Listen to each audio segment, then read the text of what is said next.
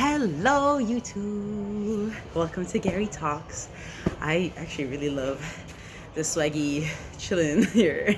I'm actually at Purdue University in Indiana, West Lafayette, Indiana. I came to present yesterday. I had a workshop / hosted a dialogue around or facilitated a dialogue around sexual assault, consent, and accountability. I guess from a lens of restorative justice, expanding people's understanding of what it means to deal with sexual assault, because we understand that it has happened. How do we move through that as a community? How do we hold people accountable? How do we talk about all the things that need to be talked about? How do we make sure everybody's needs are getting met? Things like that. So it was a really fruitful discussion. It was about an hour and a half. A lot of people came. My mentee invited me here to speak, and he was really plugging it a lot. So a lot of people really showed out, and people really enjoyed it. And I had a great time doing it. It was definitely stiff in the beginning. Thankfully, Nate was here, so he was able to offer some powerful feedback. During it, too, he was like, things are going well. I would just say, be yourself. Like, relax a little bit. And I was like, all right. And it wasn't until the end, till I hit a groove, and no one noted that, too, because it takes me sometimes a while to warm up with people. And when I got home, Nate and I were debriefing and reflecting and stuff, and I realized that I didn't do an icebreaker, which is like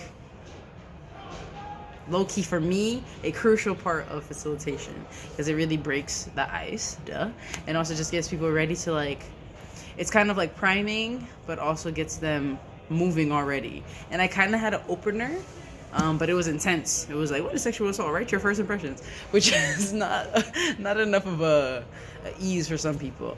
And I think it ends up like people who just need some more warming up, they just don't feel warmed up and they feel kind of rushed. But eventually it all warmed up, and that was fine. But when we were noting that and reflecting on it, I was getting really sad, actually. And Nate was telling me he felt that I'm more of a speaker than a facilitator, and something else that he said. But I remember feeling, it was very, okay, this was the most interesting feeling, and this is how I know I've grown so much. It felt, I could feel myself sad. A part of me was sad, just sad about, I guess, hearing that, I didn't do that good. That's what it was coming out as. And then there was also another part of me that was taking it in as feedback, okay, cool. And then there was another part of me that was observing the two parts of me and was like, but what about this one over here that feels like crying?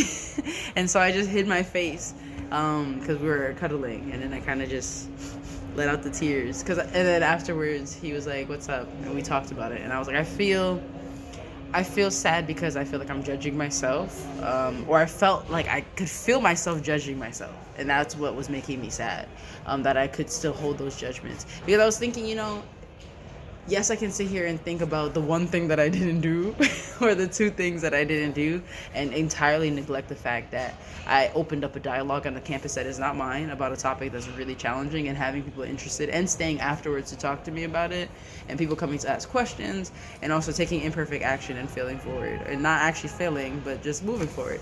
So it was a really cool experience, the whole thing, and then even afterwards processing how I felt about it and realizing he's right. I don't really care. I do care to facilitate. I do like that. I like creating spaces for people, but I also like to talk.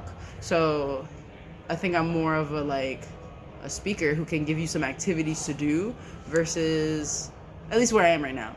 I would like to, as I was thinking that too, I really do I like people being able to work through things in a space together, and then leaving with tools. So I'm, shifting through understanding who I am, who I'm not, and integrating more of who I'm not. So if I'm more of a speaker and not really a facilitator, then it's time to integrate some of that facilitation, if that's something that I feel like doing, which it is. So I'm working on that. Just being more proud of the work that I've done too, because it was a good discussion. Nate is looking at me. Y'all can see Nate. What do you do? He was glaring at me because he wants me to say, I did amazing and I'm a baller.